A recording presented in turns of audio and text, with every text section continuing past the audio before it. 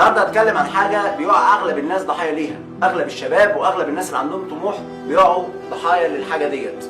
الحاجه اللي بتخلي صاحبك يتحول لمصاص دماء، بيتعض فيتحول هو بعد كده المصاص، بعد ما يتعض فيحاول هو يمصك وانت تحاول تمص قرايبك عشان شبكه غريبه بتحصل. النهارده هتكلم عن التسويق الشبكي.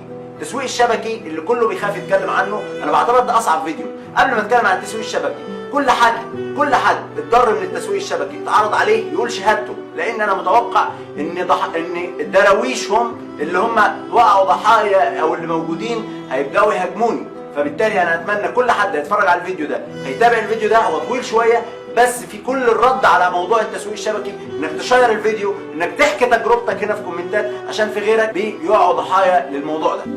المفكر، المحتال، المخادع، على رأس قائمة المحتالين، تحدى العالم وخدعه حتى تم القبض عليه. تشارلز بونزي، مبتكر التسويق الهرمي، والذي من صوره بزنس هبة الجزيرة. انتشرت الفكرة وتوسعت، ولكونها خدعة فقد منحت، فغيرت اسمها مرارا وغيرت آلية عملها إلى شبكية بدلا من الهرمية، فوقع في شباكها كثير، وخاصة من ليس لديهم وظائف أو تجارب سابقة. هتقول لي انت ما بتعممش، صح. 1% من التسويق الشبكي هو اللي كويس، 99.999 بتوع التسويق الشبكي دول نصابين اللي هو التسويق الشبكي الهرمي. ايه حكايه التسويق الشبكي الهرمي؟ التسويق الشبكي الهرمي يا جماعه من الاخر بيجيب لك ساعه مالهاش اي قيمه ولا لها اي لازمه، يا اما يجيب لك فلتر، يا اما يجيب لك جزمه، يا اما يجيب لك اي بلح، بيجيب لك السلعه ديت. السلعه ديت لو انت بتشتريها بره ما تساويش جنيه، يعني انا كان بيتعرض عليا الفلتر ب 10000 جنيه وهو ما يساويش 300 جنيه لو بتشتريه بره. بقول لك خده ب 10000 جنيه، انت ما بتاخدوش عشان السلعه، لانك انت مش محتاج السلعه، او وبيديك حاجه مش بثمنها، يعني ما تساويش. هي لو بتدي ادالك ب 20 جنيه وبيقول لك انت هتاخدها مش عشان السلعه، انت هتاخدها عشان تخش معانا في الشركه، وبعد كده يبدا يلعب باوهامك. المشكله ان اغلب اللي بيقعوا ضحايا التسويق الشبكي دول الغلابه اللي هم يا عيني هم بيستهدفوا الغلبان. في البرزنتيشن بتلاقي الشخص جاي قاعد، طبعا ما ينفعش صاحبك اللي جايبك ولا يعمل لك البرزنتيشن، بيجيب الواحد ده يقول لك انا عندي طياره، انا رئيس شركات، انا وانا صغير انا بكسب الساعه بتاعتي ب 3000 دولار، انا الساعه بتاعتي ب 10000 دولار، انا تلاقيه جاي عمال يوقعك في الشبكه ويحسسك انك فقير، وفي الاخر يحاول يقنعك انك تخش معاه وعشان يحاول يدخلك في الشبكه بتاعته، وزي المشهد اللي احنا هنشوفه ده. معاك أسامة مندور، مدير اكبر مصنع حديد في الشرق الاوسط، مدير اكبر مصنع اسمنت في الشرق الاوسط، مدير اكبر مصنع ميديا في الشرق الاوسط، وصاحب اكبر مصانع انتاج. ما شاء الله. ما شاء كل الله. ده وانا عندي 24 سنه. ما شاء الله ما شاء الله. طبعا انت هتستغرب انا وصلت لكل ده ازاي. انا كنت زيك كده. انت بتقبض كام دلوقتي؟ 1000 جنيه. انا كنت زيك، كنت بقبض اقل منك، كنت بقبض 800 جنيه. دلوقتي انا الساعه بتاعتي دلوقتي بقت بتساوي 3000 دولار، يعني الساعه كده العداد شغال 3000 دولار. ما شاء الله. معاك عربيه؟ لا. طيب انا معايا دلوقتي وانا عندي 24 سنه معايا 50 عربيه، اقل عربيه فيهم بتساوي $1,000,000. كل ده بسبب ايه؟ بسبب حاجه بسيطه. فكرت زيك، خلاص فكرت بره الصندوق. انت راجل ماشي عادي زي الناس بتاخد 1000 جنيه وموافق، انما انا فكرت فيها لقيت لا، حتى ابحث وادور لقيت ان انجح حاجه دلوقتي التسويق الشبكي. انت تعرف لما جم سالوا اغنى واحد في العالم قالوا له لو فلست ورد بيك ازاي هنعمل ايه؟ قال لهم كنت اشتغلت تسويق شبكي. 99.999% من النجاح هو التسويق الشبكي. عايز تنجح وتبقى، بص احنا عندنا هنا ما بنحسبش على حد نشتغل معاه، بس انت اللي بتاخد قرار نجاحك. انا كنت زيك شاب عادي زيك ما بقبضش ولا، بس لما خدت قرار نجاح واشتغلت في التسويق الشبكي بقت الثانيه بتاعتي بتساوي ده 10000 جنيه. ب 10000 ايه؟ 10000 جنيه. شبه حمام. لا. الفكره يا ابني انت مش بتبص للساعه، بص كده، بص للمستقبل. شايف المستقبل؟ شايف؟ تبقى مليونير، معاك عربيات مرسيدس، بي ام. شايف البي ام اللي هنا دي؟ السوداء. تخيل ان دي ممكن بعد سنه تكون بتاعتك؟ طب ما تشربش. هات 10000 جنيه. طب ما ينفعش. طيب بص انا معايا في حدود 4، سيبني ادبرهم، يعني اديني 3 ايام بالظبط. 3 ايام. بص 3 ايام بالظبط. 3 ايام؟ 3 ايام. طيب المشكله في حاجه عشان تبقى عارف، ده اصلا بيساوي 20000 جنيه، بس نازل عرض لسه نازل الاسبوع ده، 6 شهور نازل عرض. يبقى هو بيدفع حاجه بتساوي جنيه بيدفع قصادها 10 جنيه، بيدخل ما يلاقيش مكسب، فالحل ايه؟ انه يدخل ضحايا تانيين من صحابه وقرايبه والمحيطين بيه، يبيع لهم نفس السلعه عشان ياخد عموله او كوميشن على كل واحد.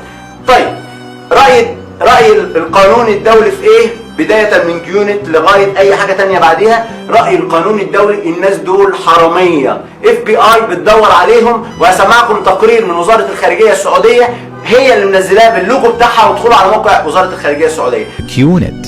وحتى نوقف الاحتيال كان علينا أن نكشف الحقيقة، فلنستمع لأحد عملائها السابقين إذ يقول: في أول جلسة مع المسوق أو الشريك مثل ما يقول يخليك تحس إنك مو عايش، فقير معدوم لأنك عايش على راتبك بس، وفجأة يطرح عليك فكرة دخول الشبكة وينقلك إلى عالم الأحلام.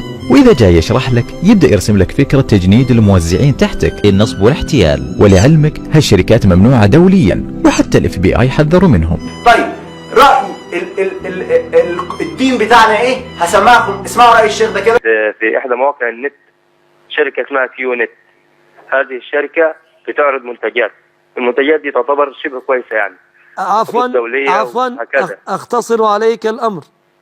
ايوه. شركه الكيونت او الكوست نت احدى شركات النصب والاحتيال، وعملها محرم، وذلك لجهالة أكثر السلع فيها. نعم بها بعض السلع المعلومة، ولكن أكثر السلع بها مجهولة وأثمنها باهظة، والمشتري في الغالب لا يشتري من أجل الشراء الحلال، إنما يشتري للتغرير بزبائن من أمثاله حتى يأخذ مقابل كل زبون يأتي به مبلغا. لكن إذا كيونت أصلا لو اتكلمنا من ناحية الدين فهي حرام. حرام تخش في التسويق الشبكي الهرمي، تخش في حاجة تشتري سلعة ملهاش قيمة عشان تنصب على غيرك وتدخلهم عشان غيرك ينصبوا على غيرهم، وبنتحول لشبكة من الهرم النصاب. الهرم النصاب. والمشكلة ان اللي بيقعوا ضحايا ليها الغلابة، والمشكلة في ناس هتهاجمني موجودين فيهم، بس هم عشان ما عندهمش فرصة. انا شوية تلاقي صاحبك ده بيرن عليك وتحول لبني ادم مسخ فعلا، اتصل بيك 50 مرة في اليوم. شايف صاحبي رن عليك 25 مره وافضل قاعد قدام الباب 3 ساعات ما تردش عليا، وانا عارف انك جوه وشايف جزمتك وشايف العربيه تحت. والله عشان والدتي لسه متوفيه. لا انت حصل الكلام ده بقال الله بقال الله بقال الله بقال الله لا عملت في 4000 جنيه. مالك؟ المشكلة يا جماعة في التسويق الشبكي ان هو دوليا حرام، قانونيا مش موجود، ما معكش عقد يثبت كلامك، ممكن بعد ما تاخد الفلوس يقول لك امك في العشه ولا طارق.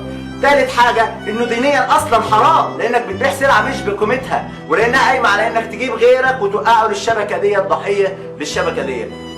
المهم الفيديو ده انا عايزه ينتشر لسبب واحد، ان كل واحد غلبان، كل واحد معاه مبلغ بسيط، في ناس هتحوم حواليك، في ناس هتقعد تقنعك خش معانا التسويق الشبكي، كلم فلانه وكلم علانه وكلم تلتانه، والاخر والله العظيم حرام وغير قانوني، وانت هتقع ضحيه. الفيديو ده لازم يوصل لكل واحد قبل ما يقع ضحيه ليهم. وانتظروا فيديوهات تانية كتير على التسويق الشبكي، انتظروا فيديوهات تانية كتير.